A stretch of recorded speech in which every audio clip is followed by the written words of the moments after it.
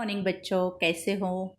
मैं आपकी सामाजिक अध्ययन की अध्यापिका सौचोगले मैडम इस शैक्षणिक वीडियो में आपका सहर्ष स्वागत करती हूँ। बच्चों, हमने 9वीं कक्षा के भूगोल के 4 पाठों का अध्ययन किया है।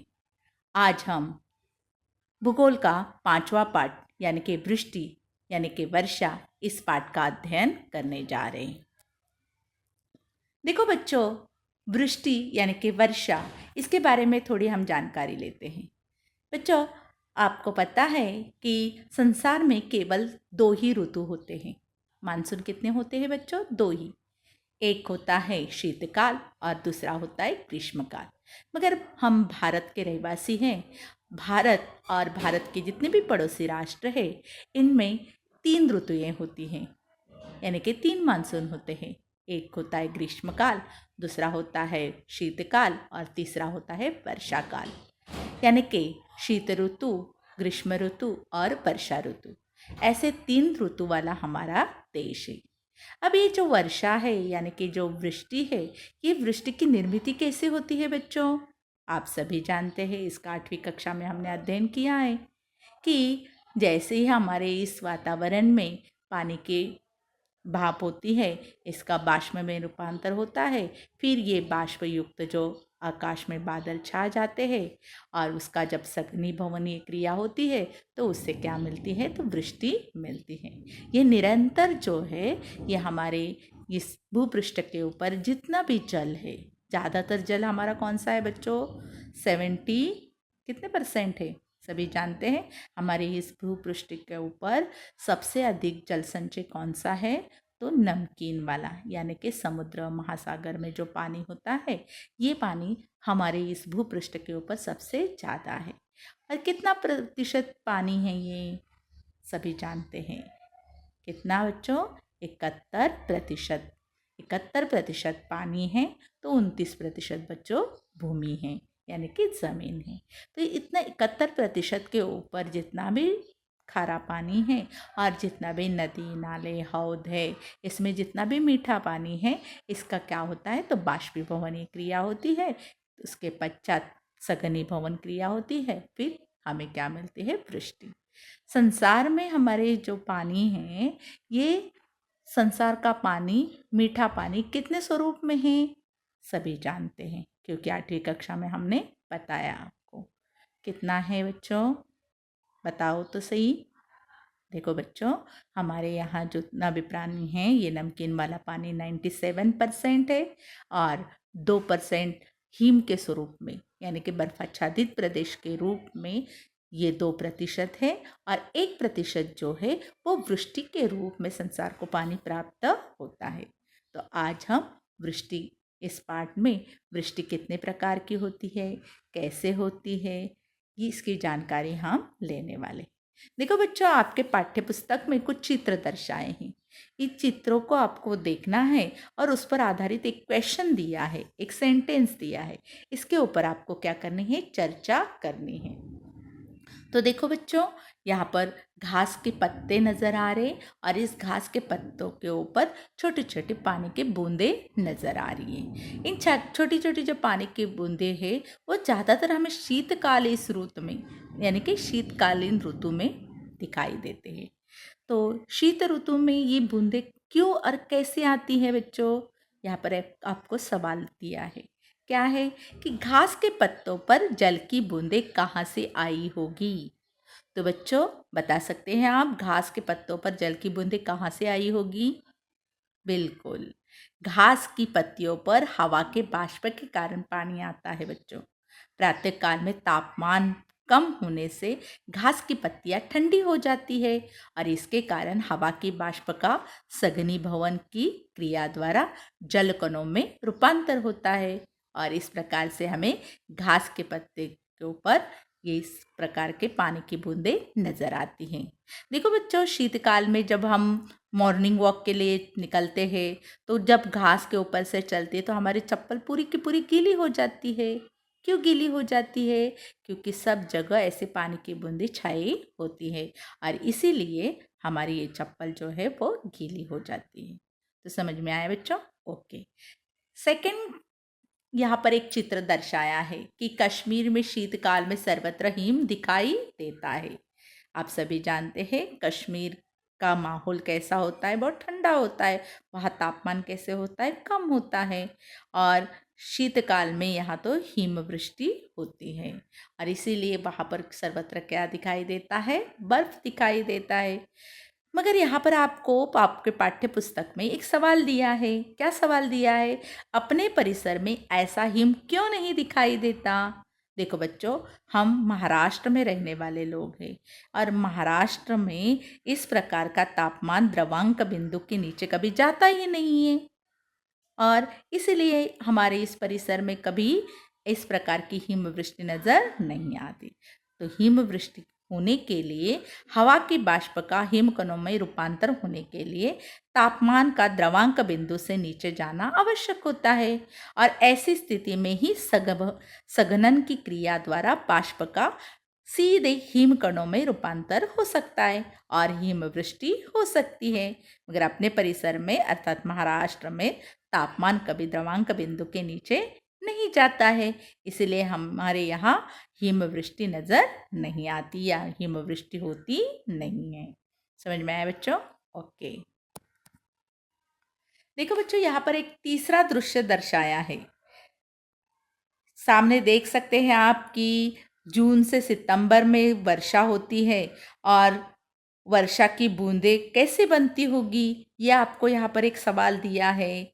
भारत में मानसूनी वर्षा होती है। अभी अभी हमने कहा कि हमारा भारत देश मानसूनी प्रदेश है और इसीलिए यहाँ 2 की जगह कितनी ऋतुएं होती है? 3 ऋतुएं होती है और ऐसी स्थिति में भारत में मानसूनी वर्षा होती है।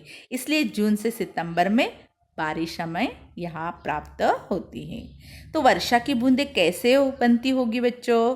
जब बाष्पयुक्त हवा ऊर्ध्वगामी प्रवाहों में अथवा पर्वत का अनुसरण करके बहने वाले पवनों के कारण ऊपर जाती है, तब वहाँ की अधिक ऊंचाई और कम तापमान के कारण सघनीभवन क्रिया होती है और जिसके परिणाम स्वरूप बाष्प का जलकणों में रूपांतर होता है और ये जलकण भारी होते हैं और गुरुत्वीय बल के कारण वर्षा की बूंदें नीचे गिरती हैं। इस प्रकार से यहाँ पर वर्षा की बूंदें बनती है। तो बच्चों ये समझ में आया अच्छे से? Very good. नेक्स्ट पिक्चर देखो, नेक्स्ट चित्र दर्शाया है। यहाँ पर लंदन का दृश्य है। क्या बता रहे यहाँ पर? लंदन में शीतकाल में दोपहर तक ऐसा कोहरा दिखाई देता है। क्यों दिखाई देता है? क्योंकि लंदन भी कैसा है? तो ठंड प्रदेश है। वहाँ पर शीतकाल में कुछ दिन सुबह के समय में हमारे यहाँ कोहरा पड़ता है, मगर जैसे ही दिन चढ़ता जाता है वैसे तापमान बढ़ता जाता है और तापमान हमेशा पहले भूपृष्ठ के समीप बढ़ता है और इस बढ़ते तापमान के कारण दोपहर होने पर तापमान बढ़ता है और इसके कारण कोहरा के सूक्ष्म जलों का रूपांतर बाष्प में होता है। इसलिए लंदन में दोपहर होने तक भी कोहरा दिखाई देता है, मगर हमारे यहाँ तो ऐसा नहीं होता है। हमारे यहाँ जैसे जैसे दिन ऊपर चढ़ता है तापमान बढ़ता है, मगर लंदन में दोपहर होने के पश्चात भी तापमान ऊपर नहीं चढ़ता है, यानी कि तापमान बढ़ता नहीं है और इसीलिए लंदन में दोपहर तक कोहरा दिखाई देता है, मगर हमारे यहाँ यानी कि महाराष्ट्र में इस प्रकार का दृश्य नहीं दिखाई देता है।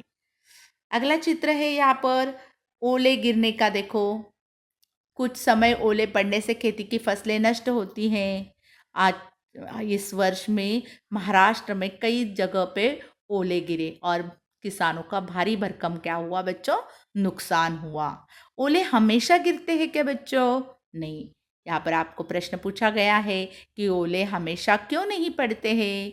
क्योंकि ओले निर्माण होने के लिए हवा के जोरदार ऊर्ध्वगामी होना आवश्यक होता है। इसके अलावा बाष्प की मात्रा भी अधिक होनी चाहिए और ऐसी स्थिति हमेशा नहीं होती है। केवल कब होती है बच्चों? जब हमारे यहाँ बहुत जोरदार ऊर्ध्वगामी हवा बहती है, तभी इस प्रकार की स्थिति निर्माण होती है और ओले गिरते हैं और हमारे किसानों का भारी भरकम क्या होता है बच्चों? नुकसान होता है। तो इन सवालों के जवाब आपको अच्छे से समझ में आए होंगे। देखो बच्चों, इन सभी का भौगोलिक यहाँ पर स्पष्टीकरण दिया हुआ है।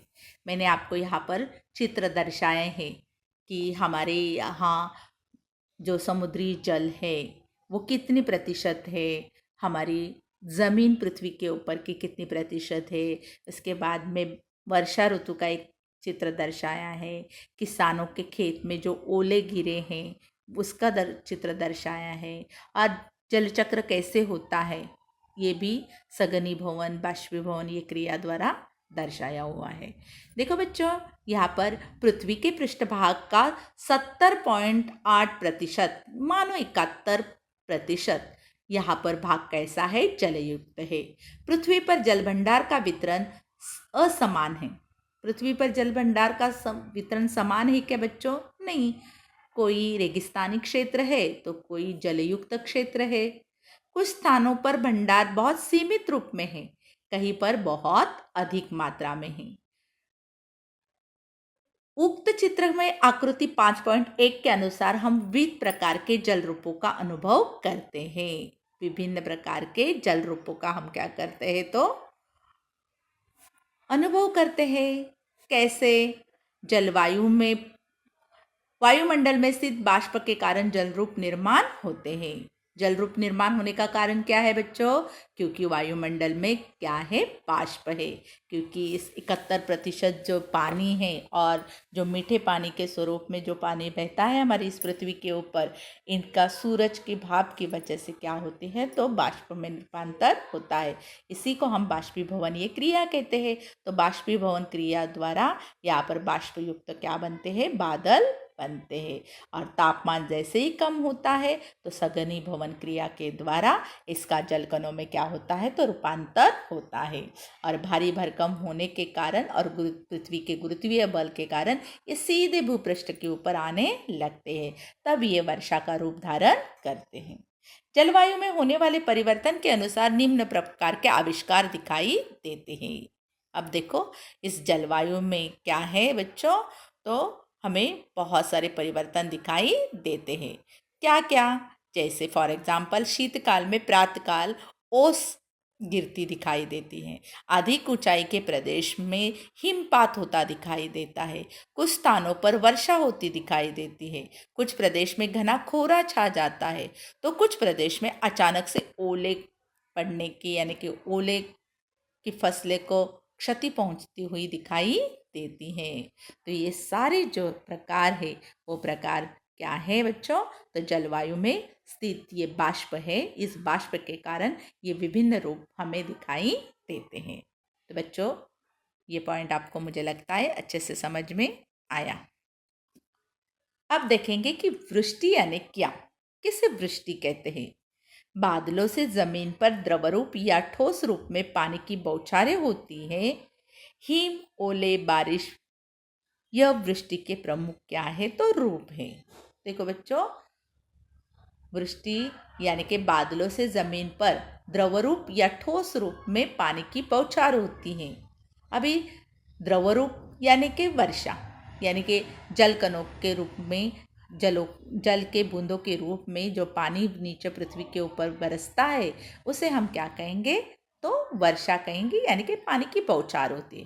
अगर ये पानी की बौछार कभी कभी ठोस रूप में भी होती है, जैसे हिम के स्वरूप में, ओलों के स्वरूप में, है ना, तो ये हिम और ओले जो होते हैं वो ठोस रूप में होते हैं और वर्षा जो होती है वो जल रूप यानी कि द्रव रूप स्वरूप में होती है।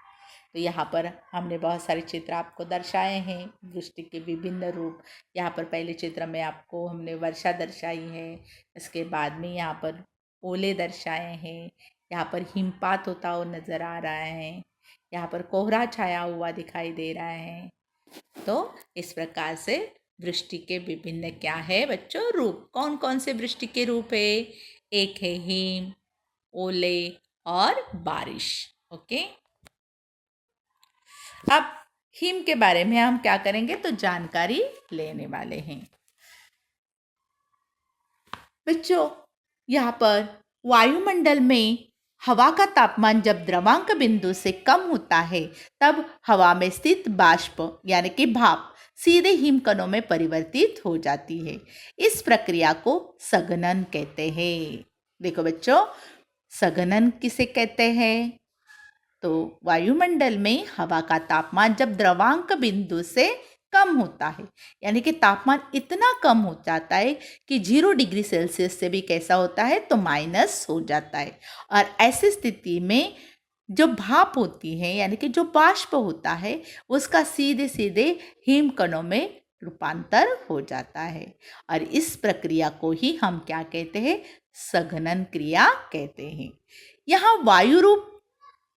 यहाँ वायुरूप बाष्प ठोस रूप में परिवर्तित होती है और ऐसी ठोस रूप की वर्षा को ही हम क्या कहते हैं बच्चों? हिम वर्षा कहते हैं। देखो बच्चों, यहाँ पर हिम वर्षा की कुछ विशेषताएं के बताई गई है। क्या? यहाँ पर आपको 2 क्वेश्चन आ सकते हैं। एक पहला, हिम वर्षा किसे कहते हैं, और दूसरा, हिम वर्षा की विशेषताएं बताइए। तो पहले, हिम वर्षा की विशेषता क्या है कि वायुमंडल में हवा का तापमान जब द्रवांक बिंदु से कम होता है, तब हवा में स्थित बाष्प यानी कि भाप सीधे हिमकणों में परिवर्तित हो जाती है। इस प्रक्रिया को सघनन कहते हैं। और यहाँ वायुरूप बाष्प ठोस रूप में परिवर्तित होती है। ऐसी ठोस रूप की वर्षा को ही हम क्या कहते हैं बच्चों? तो हिम वर्षा कहते हैं। तो हिम वर्षा किसे कहते हैं, समझ में आया? ओके। दूसरी इसकी विशेषता है, उच्च अक्षवृत्तीय प्रदेशों में और समशीतोष्ण प्रदेशों में समुद्री सतह तक हिम वर्षा होती है। देखो बच्चों, उच्च अक्षांशीय प्रदेश, जैसे हमने बताया आपको कि इस पृथ्वी के ऊपर तापमान के 3 पट्टे हैं। पहला 0 अक्षांश से लेकर 23.5 अक्षांश तक, ये है उष्ण तापमान पट्टा, यानी कि उसे उष्ण कटिबंध कहते हैं। 23.5 से लेकर 66.5 तक ये जो पट्टा है वो होता है समशीतोष्ण पट्टा, यानी कि समशीतोष्ण कटिबंध। और 66.5 से लेकर 90 अक्षवृत्त तक ये होता है शीत कटिबंध। शीत कटिबंध यानी कि कौन सा? शीत तापमान पट्टा। तो ये 3 पट्टों में से यहाँ पर बताया गया है कि जो उच्च अक्षवृत्तीय यानी कि 66.5 से लेकर 90 तक, और समशीतोष्ण मतलब 23.5 से लेकर 66.5 तक, ये जो अक्षवृत्तीय पट्टे हैं, इन पट्टों में समुद्री सतह तक हिम वर्षा होती है। तो हिम वर्षा की यहाँ पर दूसरी विशेषता क्या है कि अक्षवृत्तीय प्रदेशों से और समशीतोष्ण प्रदेशों में समुद्री सतह तक हिम वर्षा होती है। तो दूसरी विशेषता इसकी क्या है? उष्णकटिबंध में लगभग 5000 मीटर से अधिक ऊंचाई पर हिम वर्षा होती है। यानी कि समुद्र सतह से 5000 मीटर तक की ऊंचाई पर हम जब जाते हैं, जैसे पर्वतीय क्षेत्र है, ऐसे पर्वतीय क्षेत्र में ही हिम वर्षा होती है। तीसरी इसकी विशेषता, हिम ठोस स्वरूप में होने से वह जल जैसा बह नहीं सकता, उसकी परतों पर परतें संचित होती है। तीसरी इसकी विशेषता क्या है बच्चों? कि हिम ठोस रूप में होता है, जल की भांति वो बहकर नहीं जाता है, और इसीलिए वो एक के ऊपर एक, एक के ऊपर एक ऐसे उसकी परतें संचित हो जाती हैं। चौथी इसकी विशेषता क्या है? हिम अधिक मात्रा में संचित होने से कई समय उस प्रदेश में परिवहन एवं संदेशवन सेवाएं खंडित हो जाती है। हिम अधिक मात्रा में संचित हो जाता है और इसके कारण वहाँ पर कई सारी यातायात की समस्याएं निर्माण होती हैं। तो यातायात और संचार माध्यम में क्या हो जाती है? तो ऐसी सेवाएं खंडित हो जाती है। लगातार इस सेवा का हम उपभोग नहीं ले सकते हैं।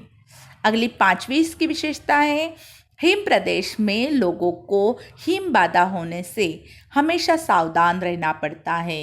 देखो बच्चों, जब हम शीतकाल का ऋतु रहता है, ऐसी स्थिति में तापमान कम हो जाता है, तो हमारे शरीर की गर्मी को बनाए रखने के लिए हम विभिन्न प्रकार के उपाय करते हैं। जैसे स्वेटर पहनते हैं, गरम गरम कुछ पदार्थ खाते हैं, जिसमें ऊष्मा हमारे शरीर में और अधिक बढ़ जाए और हिम बाधा से हमारी क्या हो सके तो सुरक्षा हो सके।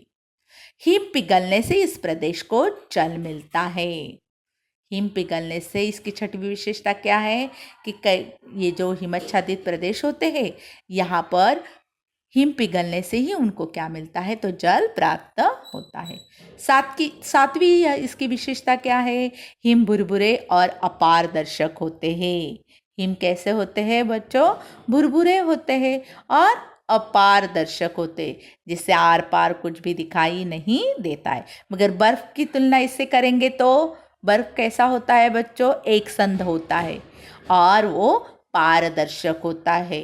बर्फ के नीचे अगर हम हाथ रखेंगे तो ऊपर से हमारी उंगलियां दिखाई देती है, मगर हिम से ऐसी उंगलियां हमारी दिखाई नहीं देती हैं।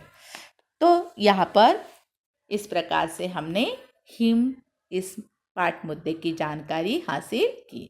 देखो, जहाँ पर ये बर्फाच्छादित उच्च अक्षांशीय प्रदेश होते हैं वहाँ रहने के लिए लोग हमारे जैसे मकान नहीं बनाते हैं, बर्फ की उनकी घर होते हैं, यानी इस बर्फ के घर को वो इग्लू कहते हैं।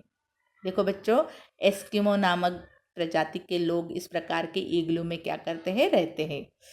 और उच्च अक्षांशीय प्रदेश में इस प्रकार से क्या होता है, तो हिमपात होता है। यहाँ समशीतोष्ण कटिबंध में देखो किस प्रकार से हिमवर्षा होती है, सारे पेड़ और वहाँ के रास्ते हिम से कैसे है तो आच्छादित थे। यहाँ पर इग्लू में रहने वाले इस प्रकार के एस्किमो प्रजाति के ये लोग दिखाई दे रहे, रेनडियर के साथ उनका चित्र हमने यहाँ पर दर्शाया है।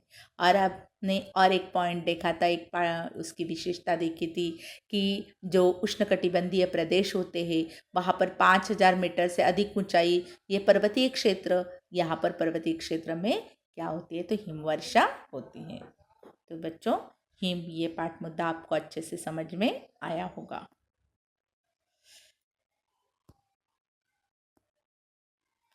देखो बच्चों, अब हमें यहाँ पर अगला पॉइंट देखना है, वो है ओले। यहाँ पर ओलों की निर्मित कैसे होती है, ये आपको क्या पूछा जाएगा, तो प्रश्न पूछा जाएगा। तो ऐसी स्थिति में आपको ओलों की निर्मित कैसी होती है ये बताना बहुत आवश्यक है। तो कैसे ओलों की निर्मित होती है बच्चों, भूपृष्ठ पर अधिक ऊष्मा होने पर ऊर्ध्वगामी हवा का प्रवाह गति से बहता है और इस ऊर्ध्वगामी प्रवाह के कारण हवा का तापमान कम होकर हवा स्थित बाष्प का सघनीभवन हो जाता है और उससे घने रंगों के बादल बन जाते हैं। और भूपृष्ठ से आने वाली हवा के ऊर्ध्वगामी प्रवाह के कारण यह जलकण ऊंचाई पर जाते हैं और उस स्थान पर जलकणों का सघनीभवन होकर ओलों की क्या होती है बच्चों, निर्मित हो जाती है।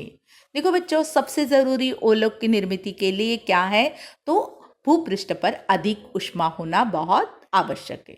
दूसरी बात क्या है कि खाली अधिक ऊष्मा होने से काम नहीं होता है, तो ऊर्ध्वगामी हवाएं भी बहना बहुत आवश्यक है। पहला, भूपृष्ठ पर अधिक ऊष्मा होना चाहिए। दूसरा, उस स्थान पर ऊर्ध्वगामी हवा बहनी चाहिए। और तीसरा, यहाँ पर तापमान कम होना चाहिए। ऊर्ध्वगामी हवा बहने के कारण हवा का तापमान क्या हो जाता है, एकदम कम हो जाता है।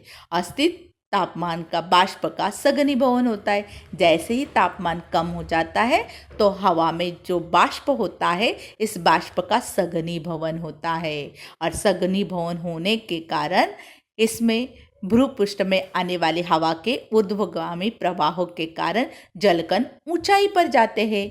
जो बाष्प का सघनीभवन हुआ उसका जलकणों में रूपांतर हुआ और ऊर्ध्वगामी प्रवाहों के साथ ये जलकण आकाश की ओर ऊंचाई पर जाते हैं और उस स्थान पर इन कणों का सघनीभवन होकर ओलों की क्या होती है बच्चों, निर्मित होती है और वो सीधे वजनदार होने की वजह से गुरुत्वीय बल के कारण भूपृष्ठ पर आकर गिरते हैं। तो इस प्रकार से ओलों की क्या होती है, तो निर्मित होती हैं। ओले वजनदार होने से भूपृष्ठ की ओर आने लगते हैं, परंतु हवा की ऊर्ध्वगामी जोरों के प्रवाह के कारण उन पर ऊपर चले जाते हैं। वो हेवी तो होते हैं मगर हवा में इतना जोर होता है बच्चों कि उसके कारण ये ओलों को भी क्या करते हैं, तो ऊपर लेकर जाते हैं। वहाँ ओलों पर हिम की नई परतें तैयार हो जाती हैं। ये ओले वैसे तो छोटे होते हैं मगर ऊपर जाने के कारण हिम की उनके ऊपर परतों के ऊपर परतें जम जाते हैं। ऐसा अनेक बार होने के कारण ओलों का आकार और अधिक मोटा होने लगता है और उसमें अनेक समकेंद्री परतें तैयार हो जाती हैं और समकेंद्री परतें तैयार होने के कारण वो गोलाकार तैयार हो जाता है और मोटे हुए ओले गुरुत्वीय बल के कारण गति से जमीन पर पटकने लगते हैं यानी कि गिरने लगते हैं। ओलों की इस वर्षा को ओलावृष्टि कहते हैं। ओलों की इस वर्षा को ओलावृष्टि कहते हैं। ओलावृष्टि से कई बार फसलों की अत्यधिक यानी कि बहुत अधिक प्रमाण से क्षति होती है और जीवित और वित्त हानि भी कभी कभार हो जाती है। तो यहाँ पर ओले इस पाठ मुद्दे को अच्छे से आपने समझा होगा। देखो बच्चों, क्या आप जानते का एक कोष्टक दिया है, इसमें आपको हिम और बर्फ में क्या अंतर होता है इसके बारे में जानकारी दिए हैं। उच्च अक्षवृत्तीय तथा अति ऊंचाई वाले प्रदेश में जहां तापमान 0 डिग्री सेल्सियस से भी कम दिखाई देता है वहां हिमकणों के स्वरूप में वर्षा होती है। हिम बुरादे जैसे और अपारदर्शक होते हैं। हिम कैसे होते हैं बच्चों? बुरादे यानी कि एक गोले वाले के जो बर्फ़ का गोला बेचने के लिए आता है वो बर्फ़ को मशीन के ऊपर घिसता है तो उसका जैसे बुरादा नीचे गिरता है उसी की भांति हिम क्या होता है तो बुरादे जैसा होता है और वो एकदम अपारदर्शक होता है यानी कि आर पार उसके हम नहीं देख सकते। इस हिम की परतों की परतें जम जाती है और ऊपरी परतों से दबाव के कारण हिम की निचली परत एक संध हो जाती है, मजबूत बन जाती है और पारदर्शक बनती है। इसी प्रकार तैयार हुए मजबूत पारदर्शक हिम को ही हम बच्चों बर्फ कहते हैं। तो बच्चों, हिम और बर्फ में अंतर समझ में आया होगा। हिम से ही बर्फ की निर्मित होती है मगर हिम अलग है और बर्फ अलग है। हिम अपारदर्शक होता है, बुरादे जैसा होता है और बर्फ जो होता है वो एक संध होता है, मजबूत होता है और पारदर्शक होता है। तापमान द्रवांक बिंदु से कम होने पर जलाशय के पृष्ठभाग पर बर्फ की परतें तैयार होती है और ऐसी बर्फ जलाशय के पृष्ठभाग के ऊपर तैरती है। इस बर्फ का हिम वर्षा से सीधा संबंध नहीं होता है। देखो बच्चों, तापमान जब कम हो जाता है तब जलाशय के पृष्ठभाग का ऊपर का हिस्सा जो होता है तो उसकी बर्फ की परतें तैयार हो जाती है। जैसे हमने देखा होगा कि आर्कटिक महासागर जो उच्च अक्षांशीय प्रदेश में है तो ऐसे आर्कटिक महासागर का ऊपरी हिस्सा पूरा का पूरा बर्फ का बना हुआ है यानी कि वो जो जल है उसका बर्फ में रूपांतर हुआ है। मगर यहाँ पर बर्फ का और हिम वर्षा का कोई भी सीधा संबंध नहीं होता है। ये दोनों बातें कैसे है बच्चों? अलग है। ये तापमान कम होने से बर्फ की परतें तैयार हो जाती हैं।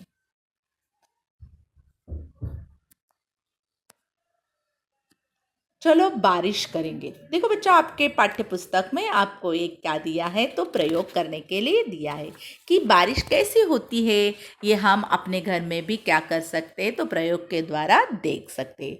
इसके लिए उन्होंने कुछ साहित्य लेने के लिए कहा है। क्या साहित्य लेने के लिए कहा है? कि एक धातु के ढक्कन वाली कांच की बरनी, जैसे पत्रे का उसको ढक्कन हो, एक कीला चाहिए, एक हथौड़ा चाहिए, गर्म पानी चाहिए, बर्फ के कुछ टुकड़े चाहिए और मुट्ठी भर मोटा नमक चाहिए। अब क्या करना है? इन सारे साहित्य को इकट्ठा करके अपने पास लेना है। धातु की ढक्कन वाली कांच की बरनी लीजिए। धातु की ढक्कन वाली कांच की बरनी लेना है। इस बरनी का ढक्कन निकालना है। इस ढक्कन के ऊपरी भाग में कीले और हथौड़ी के सहायता से टोचे लगाए यानी कि छोटे छोटे छेद करने हों। टोचे लगाते समय सावधानी रखें कि ढक्कन में छेद न हो। आप देखो, ढक्कन में सीधा छेद नहीं होना चाहिए यानी कि आर पार नहीं होना चाहिए। टोचे लगाने हैं मगर आर पार उसके नहीं होने चाहिए। केवल वो क्या होने चाहिए? खड्डे नुमा हिस्से होने चाहिए।